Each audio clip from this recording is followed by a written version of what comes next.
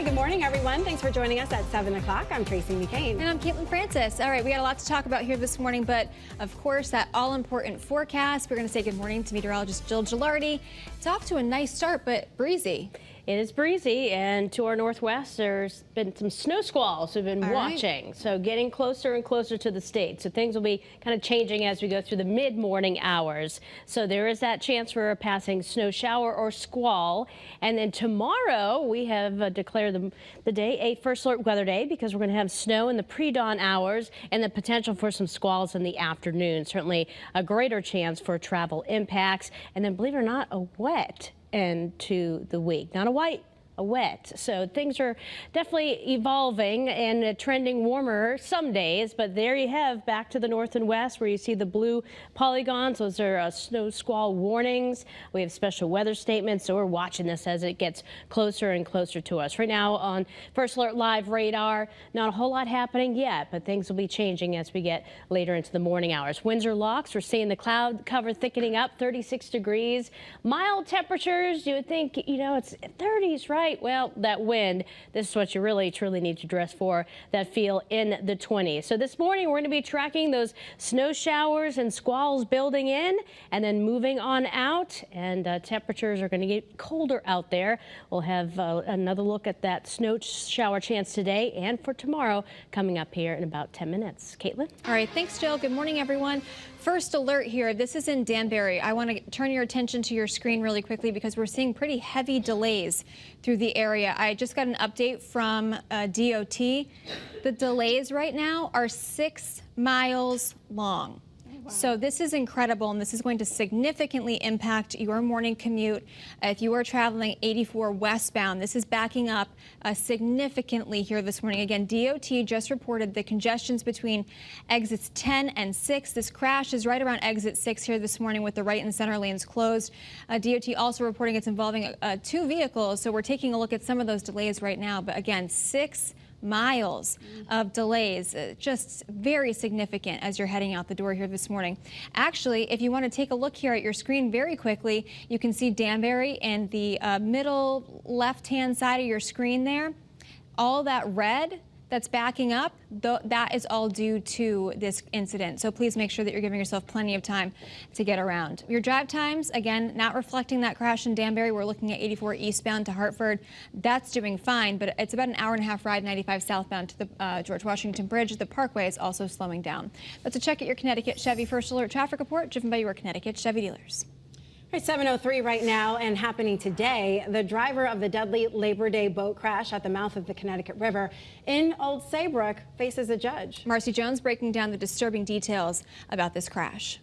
That's right. Well, this comes just days after the 14-page arrest warrant for Clayton Hackling was released. In it, those disturbing details. Police believe that the Lyme resident was 2 times the legal limit, as well as going 8 times over the legal speed limit when this deadly boating crash happened. 26-year-old Clayton Hackling is facing serious charges in the deaths of 3 people. 14 pages of court paperwork says the group of 9 boaters spent the day at Block Island on a boat registered to Hackling. Encon police believe Hackling was drunk and got behind the wheel shortly before the crash. According to the boat's GPS, the vessel was going 49 miles per hour in the no-wake zone, where the speed limit is just 6 miles per hour. The warrant says a friend of one of the victims received a Snapchat video from him just 3 minutes before the crash with the caption, quote, "I feel unsafe." The warrant says none of the people on board were wearing life jackets. Christopher Hallinan was found dead the night of the crash. The search for the bodies of Ryan Batania and Ian Duchemin took days, but were eventually recovered. Hackling is facing multiple charges, including manslaughter and reckless operation. Currently, he's out on a $350,000 bond. Your reporter in Middletown, Marcy Jones, Channel 3 Eyewitness News.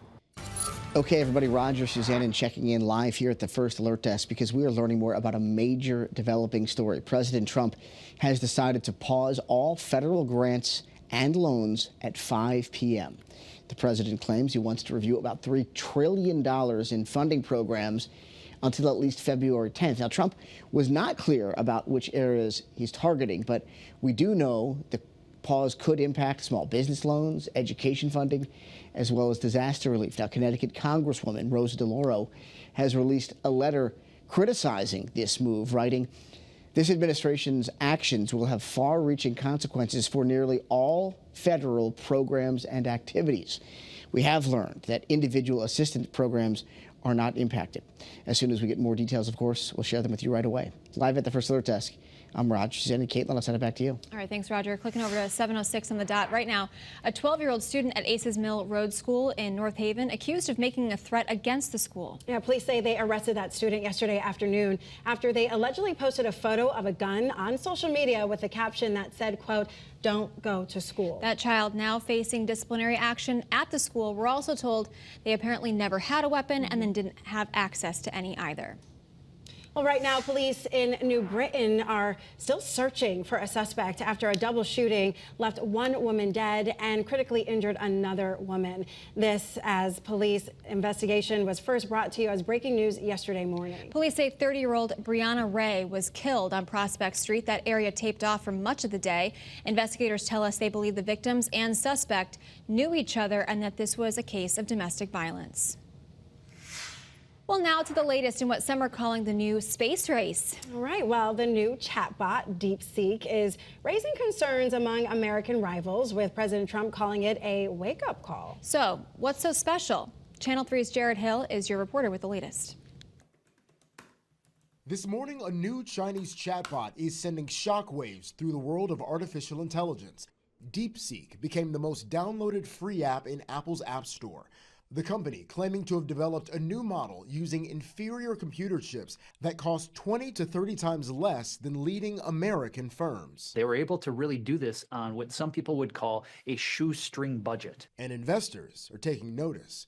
Monday, stock prices for leading U.S. chipmaker NVIDIA saw their biggest ever single-day loss. It does suggest that maybe we don't need to throw tens of billions of dollars at these issues in order to develop something that's usable for the general public and for industry. President Donald Trump responding to the news. It should be a wake-up call for our industries that we need to be laser-focused on competing to win. Some analysts say the panic may be premature, largely based on size. Unless this thing could scale, it's going to be tough to see how there's any sort of competitive wave. It's also not clear if there will be federal pushback to DeepSeek.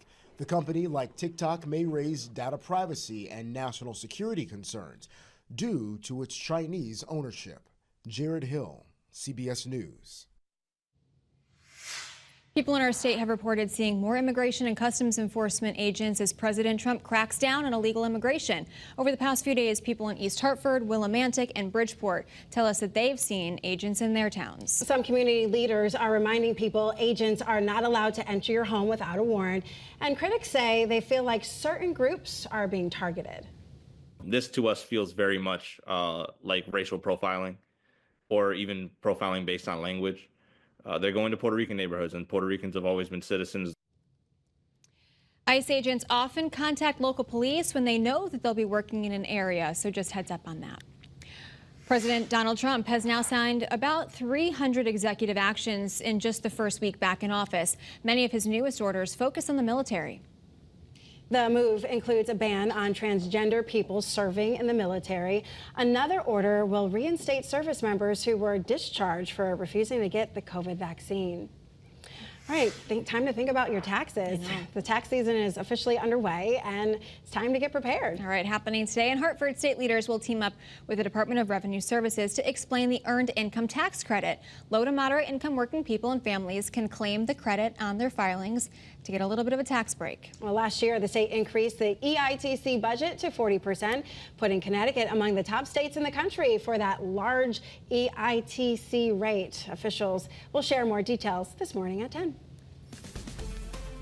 Time for an update on your forecast. We are tracking some snow showers and squalls to our northwest. They'll struggle to hold together, but a few could and reach our state within the next hour or two. So most of that activity is still focused back towards Albany, but we have a cold front dropping in, a chance for a few squalls or snow showers as they gradually taper off as they move across our state. Then we have a first alert weather day tomorrow because of pre-dawn snow that could lay down enough to create slick spots for the morning drive, and then snow squalls and even some rain showers a possibility tomorrow afternoon as that front swings on through. So again, we're going to be tracking today the morning isolated snow showers or squalls.